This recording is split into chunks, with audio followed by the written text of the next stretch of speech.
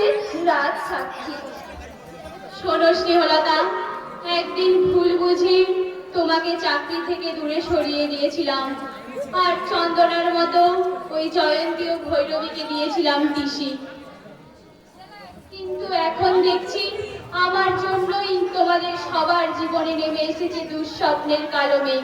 তাই ভেবেছি তোমাকে আবার স্কুলের কাজে ফিরিয়ে নিয়ে যাব, আর ভৈরবীকে দেব পরবর্তী উঁচু ক্লাসে প্রমোশন। না হে দিদিমণি, আমি আর প্রমোশন চাই না।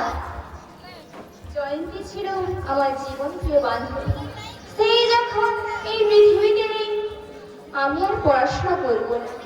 ভৈরবী, পাগল হয়ে যাব, আমি জয়ন্তীর জন্য পাগল হয়ে যাব। শান্ত হও ভৈরবী, সব নিয়তি। না হলে কেনই বা তোমরা টিসির জন্য এত জেদাজেদি করতে? কেনই বা তোমরা বিনা দোষে ফাল্গুনী দেবীকে চোর বদনাম দেবে? কেনই বা ছদ্মবেশী চন্দনাকে পুলিশে ধরিয়ে দেওয়ার হুমকি দেখাবে বলো? দিদিমণি, আমার কাছে সব খবর আছে ভৈরবী। মা শারদা গার্লস মিশন স্কুলে ভর্তি হওয়ার জন্য জয়ন্তীর মানি ব্যাগে যে 50,000 টাকা ছিল বলে রটিয়েছিলে, তা সম্পূর্ণ মিথ্যা। মিথ্যা? হ্যাঁ স্নেহলতা, জয়ন্তীর মানি ব্যাগে আদৌ সেই টাকা ছিল না। পরীক্ষায় ফেল করে ওরা মনের জ্বালা মেটাতে চন্দনার মা ফাল্গুনী দেবীকে দেখতে পেয়ে হেনস্থা করবে ভেবেছিল। কি আমার কথা ঠিক তো ভৈরবী?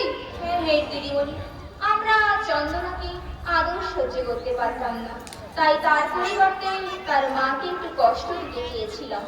ছি ভৈরবী, তোমরা আবার নিজেদের ভালো বলে বড়াই করতে? এই কি তোমাদের বড়াই করার নমুনা? শোনো ভৈরবী, নিরুদ্দেশ হয়ে চন্দনা তার দিদি মনিকাকে বাঁচানোর জন্য 50,000 টাকা যেভাবেই হোক জোগাড় করেছিল, আর সেই টাকা ছদ্মবেশী চন্দনা ফাল্গুনী দেবীকে দেখতে পেয়ে তার হাতে তুলে দিয়েছিল। দিদিমণি, হ্যাঁ, চন্দনার মতো মেয়েরা কখনোই মন্দ হতে পারে না, আর যদিও বা মন্দ হয় তার জন্য দায়ী আমাদের এই ঘুম ধরা সমাজ ব্যবস্থা। বন্ধু তোমার পথের সাথীকে চিনে নিও, মনের মাঝেতে চিরদিন তাকে দেখে নিও। ভুলো না তারে ডেকে নিতে তুমি, বন্ধু তোমার পথের সাথীকে চিনে নিও, মনের মাঝেতে চিরদিন তাকে দেখে নিও। ভুলো না তারে ডেকে নিতে তুমি, বন্ধু তোমার পথের সাথীকে চিনে নিও।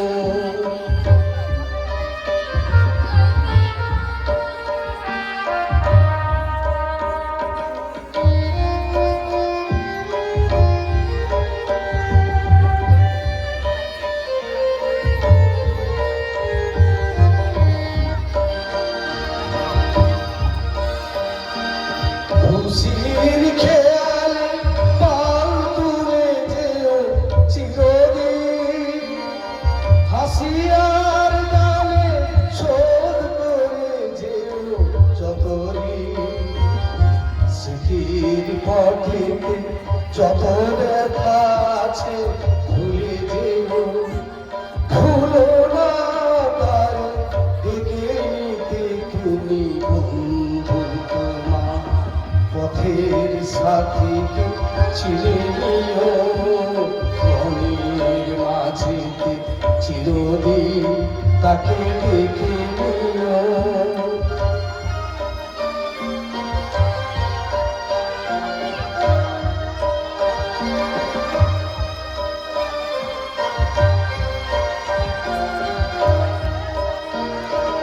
সম্মুখে রয়েছে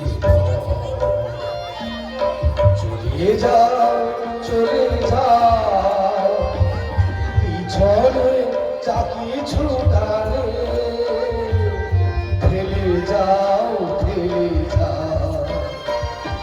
সম্মুখে রয়েছে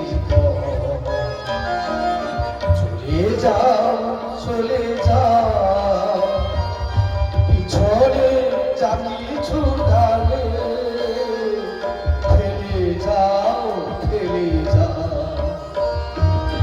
আলোর পরশে ভোর হয়ে যাবে এই রাত কোনদিন ভুলে ছেড়ো না গো তুমি এই হাত ভুল হারানো দিনে তাকে তুমি সাথে নিও ভুলো না তারে দেখে দেখে তুমি বন্ধু তোমার পথে সাথীকে চিনে নিও মনের মাঝেতে চিরদিন তাকে ডেকে নিও ভুলো না তারে দেখে দেখে তুমি বন্ধু তোমার পথে সাথীকে চিনে নিও উহ, কি আফসোস, সুচিকিৎসা পেলে জয়ন্তী হয়তো আজ বেঁচে উঠত। ওই সময় স্বাস্থ্যমন্ত্রী হাসপাতাল পরিদর্শনে আসায় ডাক্তাররা কেউ তার দিকে নজর দিতে পারল না। গুলিটা লেগেছিল তার মাথায়। যা হয়ে গেছে তা নিয়ে আর আফসোস করে লাভ নেই ভৈরবী। এখন এসো, আমরা সবাই চন্দনাকে পুলিশের হাত থেকে রক্ষা করতে পারি কিনা। তাকে কিভাবে রক্ষা করা যাবে দিদিমণি? কেন, ভৈরবী তো প্রধান সাক্ষী। ভৈরবী যদি সব ঘটনা আদালতে খুলে বলে তাহলে তার আগাম জামিন হয়ে যেতে পারে। হয়তো আদালতে তাকে কঠোর শাস্তি নাও দিতে পারে। সত্যি চন্দনার কোনো অপরাধ ছিল না, আত্মরক্ষার জন্য সে গুলি চালিয়েছিল। হ্যাঁ, আমি নিজের ভুল বুঝতে পেরেছি। আমি জজ সাহেবের কাছে তাকে বাঁচানোর জন্য যা করা উচিত আমি তাই করব। কিন্তু চন্দনা এখন কোথায়? তবে কিছু পুলিশের ভয়ে দূরে কোথাও পালিয়ে গেছে? হ্যাঁ, তা হতে পারে স্নেহলতা। মানুষ মাত্রই এখন থানা, পুলিশ, আদালতকে ভয় করে।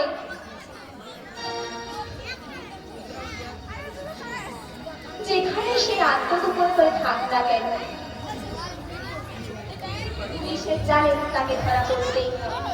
কথায় বলে বাঘ ছিলে বাড়ি আর পুলিশও ছিল 18টা। মনিকা, মনিকা আমার, মনিকা।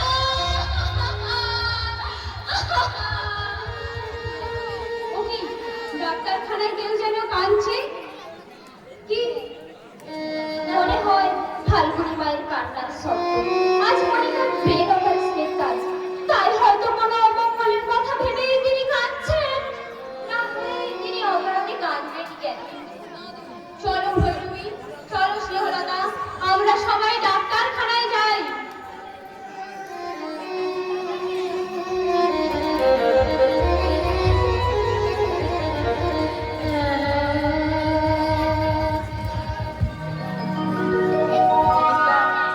মনিকা বলে কি কাঁদে?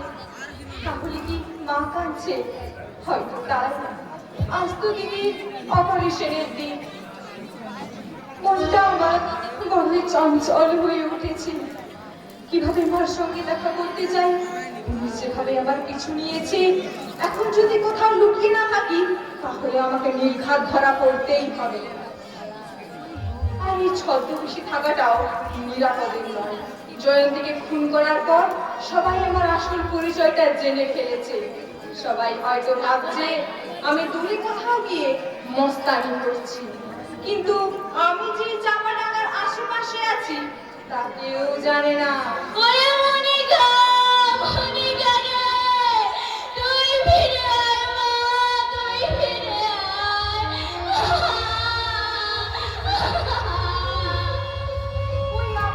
ওই সেই কান্নার শব্দ। তবে কি দিদির অপারেশন সাকসেসফুল হয়নি? না, কপালে আমার যা আছে তাই হবে। হাসপাতালে আমি দিদির সঙ্গে আর মায়ের সঙ্গে দেখা করতে যাবই যাব।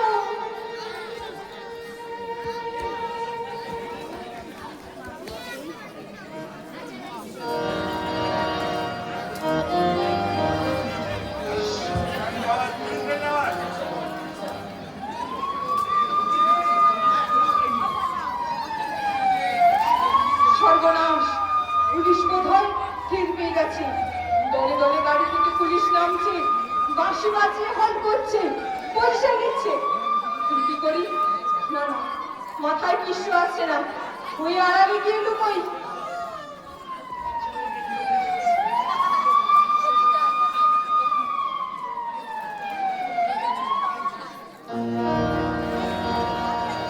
মনিকা! ও মনিকা! মনিকা! মনিকা! মনিকা! মনিকা রে! ওই মনিকা! মনিকা! এই মনিকা!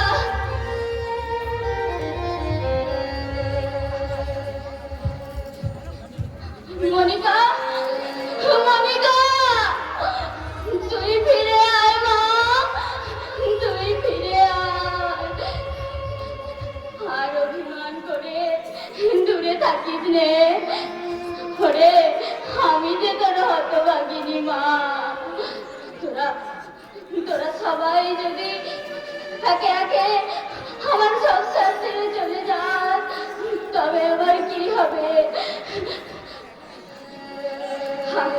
হায় রে নিয়তি, দেখি আমার ভাগ্য, আমার সাজানো সংসারটা মরুভূমির মতো ছন্ন ছাড়া হয়ে গেল।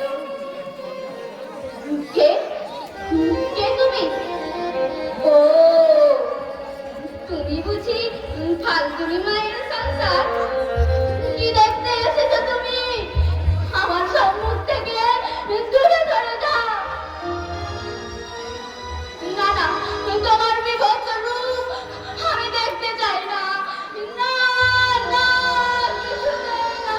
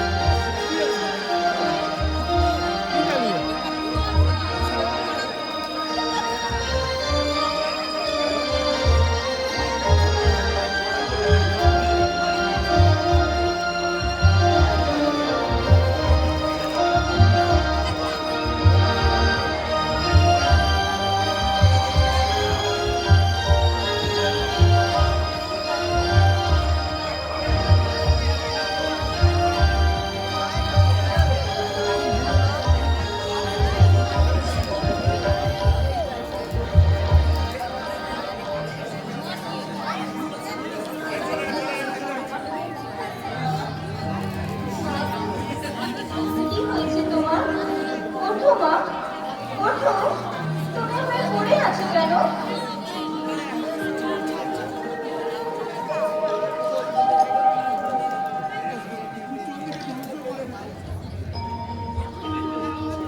কে কে এসেছিস? বোমা! মনিকা তুই? জানিস মনিকা, ডাক্তার বাবুরা বলেছিল তোকে নাকি আর দেখতে পাবো না। তুই নাকি আমাদের ছেড়ে অনেক দূরে চলে গেছিস। তাই কেমন যেন পাষাণ প্রতিমার মতো বোবা হয়ে বোবা কান্না কাঁদছিলাম। আর তুমি আর কেঁদো না মা। বিশ্বাস করো, তুমি কাঁদলে আমার আত্মাটা যে প্রেতাত্মা হয়ে যাবে। আমি যে কখনো শান্তি পাবো না। তুমি কি আমার সুখ শান্তি চাও না মা? দুর্ভাগ্য, সন্তানের সুখ শান্তি চায় না এমন মা কি কোথাও আছে? না রে না, কোথাও নেই। তুমি কোনো চিন্তা করো না মা, চন্দনার জন্য কোনো চিন্তা করো না, বাবার জন্য কোনো দুঃখ করো না। তোমার স্মৃতির আকাশে আমরা সুখ তারা আর ধ্রুব তারা হই, মিটমিট করে জ্বলবো। এসব তুই কি বলছিস মনিকা? চুপ কর। ঠিকই বলছি মা, দেখে নিও আমার কথা একদিন অক্ষরে অক্ষরে হইবে। ওই যমরাজ পড়ে আছে, জমদূতেরা ছুটে আসছে, কি ভয়ঙ্কর রাক্ষসের মতো। আমার গলা টিপে ধরছে তারা। আমি আর শ্বাস নিতে পারছি না মা। কি কষ্ট, কি নিরারুণ কষ্ট। বিদায় মা, বিদায়, বিদায় মা, বিদায়। মনিকা, মনিকা, মনিকা, মনিকা।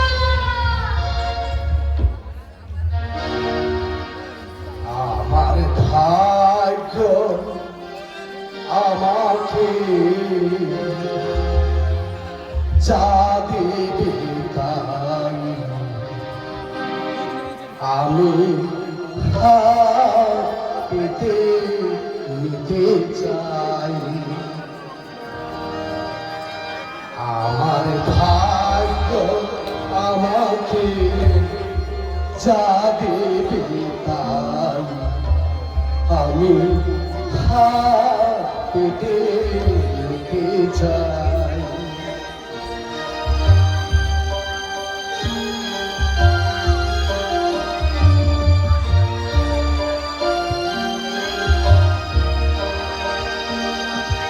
ফুলে আর ফলে ভরা পৃথিবী, সুপ্ত আমার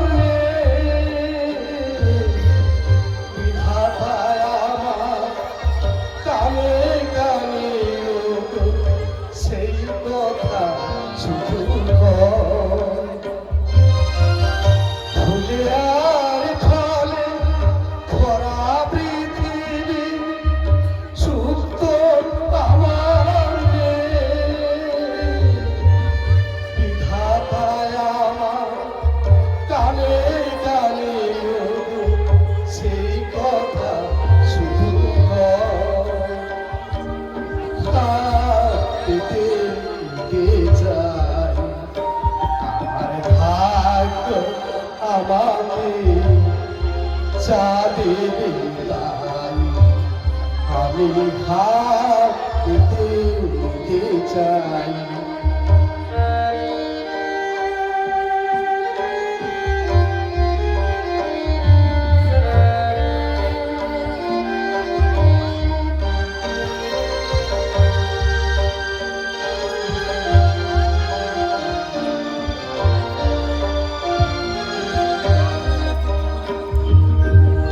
ফুলে আর ফলে ভরা পৃথিবী, সুপ্ত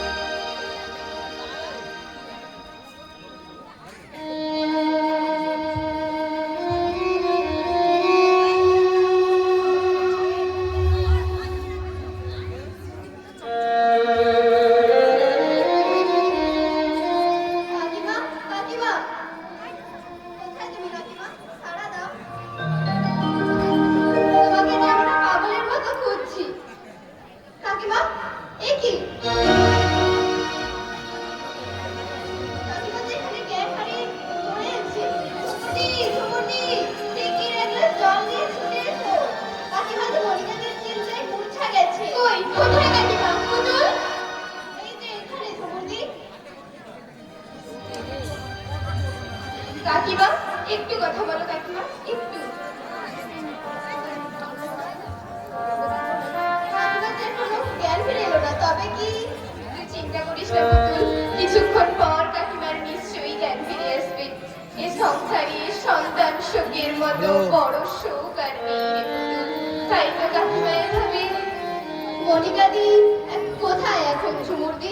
ঠান্ডা ঘরে, যাতে তার মৃতদেহটা ইলেকট্রিক চুল্লিতে পোড়ানো হয় সেই মতো ব্যবস্থা করা হচ্ছে। 1 ঘন্টার মধ্যেই সব শেষ। ডাক্তাররা নিশ্চয়ই আরণের মতো অপারেশন করতে গিয়ে মনিকাদিকে মেরে ফেলেছে। বিলেতে টিকটি রাব করে আসে তা ভেবে পাই না। না রে পুতুল, এটা ঠিক নয়। ডাক্তারদের কর্তব্য ডাক্তাররাই করেছেন। বাচ্চা মরা সবচেয়ে নিঠুর নিয়তির অঙ্গুলি হেলন। ঝুমুরদি, কি জানিস পুতুল, ডাক্তাররা সব উপলক্ষ মাত্র। কারণ নিয়তির ডাক এলে কেউ তাকে রোধ করতে পারে না রে। তবে তুমি কি বলতে চাও? হ্যাঁ, মনিকাদির বড় মায়ের বেশি দিন ছিল না বলেই আজ সে সবাইকে কাঁদিয়ে সবাইকে ফাঁকি দিয়ে নিয়তির ডাকে সাড়া দিয়েছে পুতুল। সভ্যতার জন্মলগ্ন থেকে এখনো মানুষ বিশ্বাস করে জন্ম মৃত্যু বিয়ে 3 বিধাতার ক্রিয়ে। কাকিমার যে জ্ঞান ফিরে এসেছে।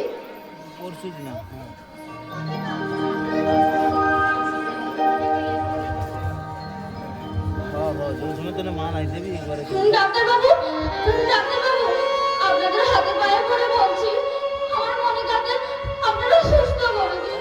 আপনারা জানেন ডাক্তারবাবু, যারা ঠিকমতো কথা বলতে পারে না, দেখতে পায় না, তাদের কতই না কষ্ট হয়। শিলিগুড়ি কাল রাত্রে ঢুকবো, হবে কাকিমা? তারপরে এখানে যে আমার ভীমেশ্বর লাইট সেখান থেকে আমাকে তোমরা ছেড়ে দাও। আমি মনিকার কাছে যাব। হ্যাঁ আমাকে সে ডাকছে। ডাক্তারবাবুরা বড় নিষ্ঠুর। তারা তাকে ওই অন্ধকার যেরকম পূজার আগের দিনে বাজে বাজে, ঠিক আছে? না না, সেই যেরকম আমি বাজে তার বাজে। কাছে যাব। আমাকে একটু সময় দেখতে না পেলে সে কিছুতেই মন ধরে থাকতে পারে।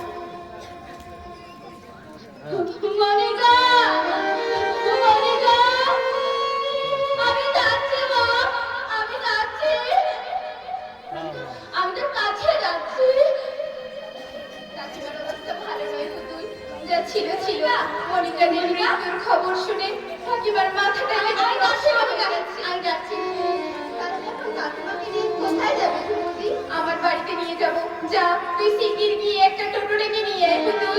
ঠিক আছে ঝুমুরদি, তাহলে কাকিমাকে নিয়ে ওই কৃষ্ণচূড়ার তলায় নিয়ে যাই। ওখানেই টোটো মিলবে। এসো কাকিমা। হ্যালো না না, আমি মনিকাকে ছেড়ে কোথাও যাব না। হ্যাঁ? তুই যা, যা। মনিকা, ও মনিকা, আমি আসছি মা, আমি আসছি। যেভাবেই হোক কাকিমাকে সুস্থ করে তুলতে হবে। প্রয়োজন হলেই তাকে নার্সিং হোমে নিয়ে যাব, ভালো ডাক্তার দেখাবো।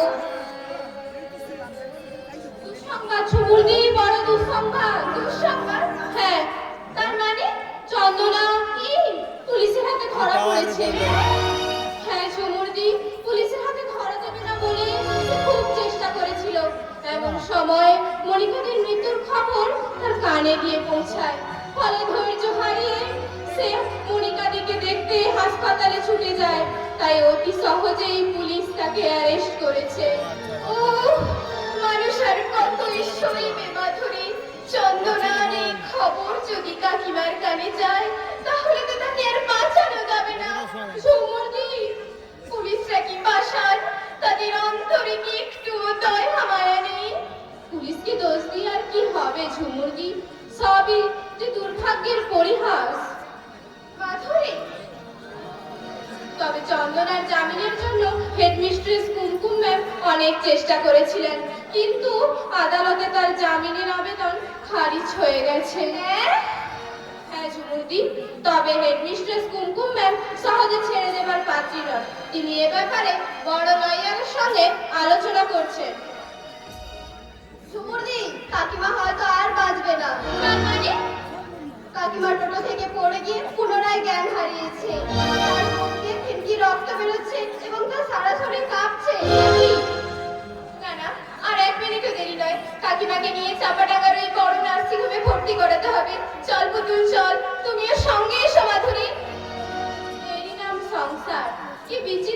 সংসারের খেলা, কেউ সারা জীবন সুখ শান্তিতে দিন কাটায়,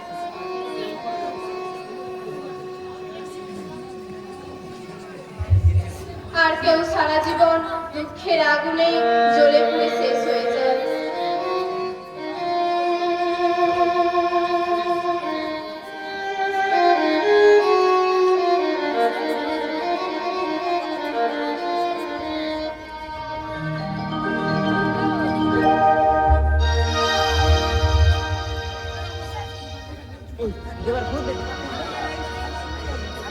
ওরে ঝুমু, আমি বেশ সুস্থ হয়ে আর এই নার্সিংহোমে থাকতে চাই। তোরা আমায় এবার বাড়ি পৌঁছবি। কথা দিচ্ছি, মনিকার জন্য আর এক ফোঁটাও চোখের জল ফেলবো না, আর আবল তাবল কিছুই বলবো না। মনটাকে বেশ শক্ত করে ফেলেছি। সত্যি বলছেন মাসিমা, আপনি মনিকাদের জন্য আর ভেঙে পড়বেন না? হ্যাঁ মাধুরী, আর ভেঙে পড়বো না। জানি যে একবার হারিয়ে যায় সে আর কখনো ফিরে আসে না। জানি নিজেকে চোখের জলে শেষ করে ফেললেও সে আর কখনো ফিরে আসবে না। আচ্ছা কাকিমা, কাকাবাবুর কথা মনে পড়ে? কেন মনে পড়বে না পুতুল? সব সময় মনে পড়ে। যখন কারখানায় কাজ করতো, মেয়েদের জন্য ব্যাগ ভর্তি করে জিনিস আনতো। কাকিমা, আজ কতদিন দেখিনি লোকটাকে, তাকে দেখার জন্য মনটা বড় কাঁদে। ওরে তোরা কেউ পারবি পাগলা গাড়ার থেকে তোদের কাকাবাবুকে একবার আনতে? তাকে দু চোখ ভর্তি করে একবার দেখতাম। মাসিমা, আপনি একটু সুস্থ হয়ে উঠলে আমরা সবাই মিলে আপনাকে পাগলা গাড়াতে নিয়ে যাব। সেখানে গিয়ে আপনি মেসোবাবুকে দু চোখ ভর্তি করে দেখতে পারবেন। হ্যাঁ কাকিমা, মাধুরী দিক ঠিক বলছে। আচ্ছা, তোরা কেউ চন্দনার কথা বলতে পারি? তাকেও দেখি না অনেকদিন। তাকে দেখার জন্য মনটা আমার বড় ছটফট করছে। হ্যাঁ রে, বিচারে কি রায় হয়েছে? কি রে, তোরা সবাই আমার চুপ করে আছিস কেন? তবে কি আমার মনিকা জেল থেকে ছাড়া পাবে না? তবে কি তার সঙ্গে আমার কোনোদিন দেখা হবে না? ফাল্গুনী দেবী, চন্দনার সঙ্গে আপনার নিশ্চয়ই দেখা হবে। হয়তো আর কিছুদিনের মধ্যেই চন্দনা মুক্তি পাবে। মুক্তি পাবে? না না, এ কথা আমি বিশ্বাস করি না। খুন করে কেউ বেকসুর মুক্তি পায় না। যতই আমাকে বোঝানোর চেষ্টা করো না কেন স্নেহলতা, আসল সত্যিটা আমি জানি। তার মানে? হ্যাঁ মিস্ট্রেস, আমার চন্দনা কখনো মুক্তি পেতে পারে না। সমস্ত সাক্ষ্য প্রমাণ, চার্জশিট সবই তার বিরুদ্ধে। বিশ্বাস করুন ফাল্গুনী দেবী, আমি অনেক চেষ্টা করেছিলাম, কিন্তু জলসিং আমার কোনো কথায় গুরুত্ব দেয়নি। কি করে গুরুত্ব দেবেন ভৈরবী? তোরা তো আগে থেকেই পুলিশ, আদালত সবাইকে ভুরি ভুরি মিথ্যে কথা বলে তাদের বিভ্রান্ত করেছিস। হ্যাঁ সব ঠিক। মিস্ট্রেস, আর দোহাই আপনার, আর দেরি না করে আমায় সব সত্যি কথা খুলে বলুন। বিশ্বাস করুন, আমি বেশ বুঝতে পারছি আমার বিদায় মুহূর্ত ঘনিয়ে আসছে। কি করে আপনাকে এই নির্মম সত্যি কথাটা বলবো ফাল্গুনী দেবী? বিশ্বাস করুন, আমি চন্দনার প্রাণ ভিক্ষার জন্য মাননীয় রাষ্ট্রপতির কাছে আবেদন জানিয়েছি, কিন্তু সেই আবেদনও গ্রাহ্য হয়নি। হ্যাঁ, তবে কি আমার চন্দনা? ফাঁসির অর্ডার হয়েছে, কাল ভোর 6টায় তার ফাঁসি। না, না, হতে পারে না, হতে পারে না।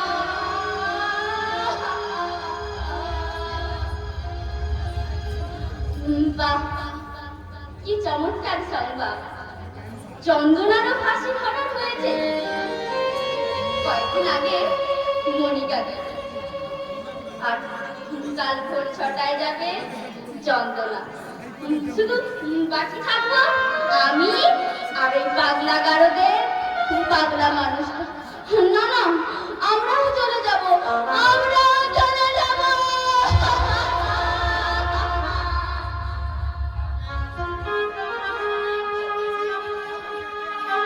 না, আপনি কাঁদবেন না ফাল্গুনী দেবী। আপনাকে কাঁদতে দেখে এই চাপাডাঙ্গার পশু পাখি মানুষ সবাই যে আজর কারণে কাঁদছে। না মিস্ট্রেস, আমাকে আজ বাধা দেবে না। আজ আমি কোনো বাধা মানব না। আমি বেশ বুঝতে পারছি এই কান্না আমার শেষ কান্না। মা, মা গো, আমি এসেছি। কে কে এসেছি? আমার চন্দনা বুঝি? হ্যাঁ মা, আমি এসেছি। কই, কোথায় তুই? আয় আমার কাছে আয়।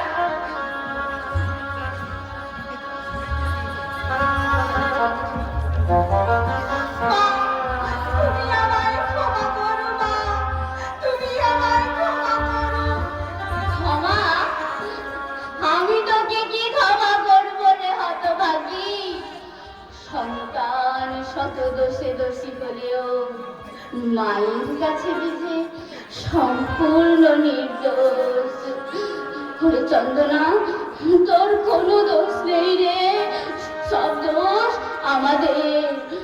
আমরা যদি আদর্শ বাবা মা হতে পারতাম, তোদের তোদের এতটুকু কষ্ট না দিতাম, তোদের একটা ভালো পোশাক দিতে পারতাম, এমনকি পড়াশোনার সামান্য জোগাড়, সামান্য পয়সাও জোগাড় করতে পারিনি, এমনকি সময় মতো এক মুঠো অন্ন মুখে তুলে দিতে পারিনি। আমরা যে বাবা মা হিসেবে ব্যর্থ।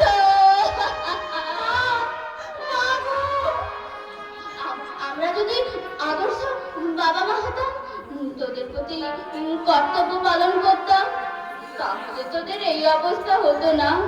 নারচন্দনা না, তুই আকাশের সূর্যের মতো খুব সুন্দর রে চন্দনা, খুব সুন্দর।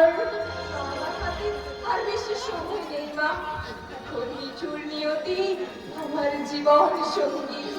শেষবারের মতো তোমার কোলে মাথা রাখতে দাও মা। চন্দনা, চন্দনা।